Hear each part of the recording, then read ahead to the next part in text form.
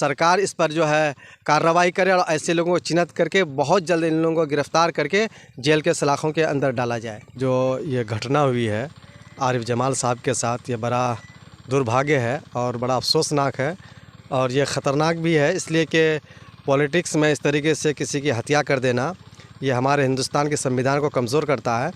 और इससे पहले भी जनाब अख्तुल ईमान साहब को ट्विटर के ज़रिए से जान से मारने की धमकी दी गई है। तो कहीं ना कहीं ये मजलिस इत्तेहादुल मुस्लिमीन को कमज़ोर करने के लिए और इत्तेहादुल मुस्लिमीन को डराने धमकाने के लिए इस तरह की साजिशें की जा रही हैं। लेकिन मैं बता देना चाहता हूँ उन लोगों के, मजलिस इत्तेहादुल मुस्लिमीन जो है ये किसी से डरने घबराने वाली पार्टी नहीं है और इस तरीके से हादसा से हम डरने वाले नहीं हैं। और भी हम लोग शिद्दत से मजलिस इत्तेहादुल मुस्लिमीन के लिए काम करेंगे। लेकिन सरकार, मैं समझता हूं कि इसमें काफ़ी नाकाम रही हैं कि अख्तुल ईमान को ट्विटर के ज़रिए से जान से मारने की धमकी दी गई और वो अब तक उनको गिरफ़्तार नहीं किया गया, ना उनको चिन्हित किया गया। इस तरीके से जो अभी पिछले जो वाक़यात हुए, जो आरिफ जमाल साहब को गोली मारकर हत्या कर दी गई, तो इस तरीके से अगर वारदात होते रहेंगे तो ये काफ़ी ख़तरनाक होगा और काफ़ी जो है मुल्क के लिए, हमारे जो सालिमियत के लिए ख़तरा साबित होगा। अच्छा, आरिफ जमाल साहब को हत्या कर दी गई, क्या निशाना कहीं और पर भी है? आपके सदर बिहार अख्तुल ईमान साहब भी ट्विटर के ज़रिए से जो धमकी दी गई मारने की, कहीं ऐसा भी हो सकता है कि आगे उन लोग का कुछ और प्लान भी है? जिस शरपसंद लोग जो है ये मजलिस को डराने की हर तरह की कोशिश कर रहे हैं, इसको कमज़ोर करने की कोशिश कर रहे हैं, इसको दबाने की कोशिश कर रहे हैं, लेकिन इंशाअल्लाह मजलिस इत्तेहादुल मुस्लिमीन दबेगी नहीं और ना डरेगी। और सरकार इस पर जो है कार्रवाई करे और ऐसे लोगों को चिन्हित करके बहुत जल्द इन लोगों को गिरफ़्तार करके जेल के सलाखों के अंदर डाला जाए।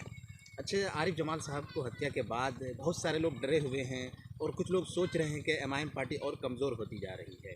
क्या कहेंगे? पहली हत्या है एमआईएम पार्टी के जो नेता को हत्या की। देखिए, ये जहाँ तक आरिफ जमाल साहब की हत्या है, वो बहुत अच्छे एक लीडर थे, बहुत ही जो है समाज के अंदर रह रहे थे, समाज के लोगों के बीच में रह रहे थे।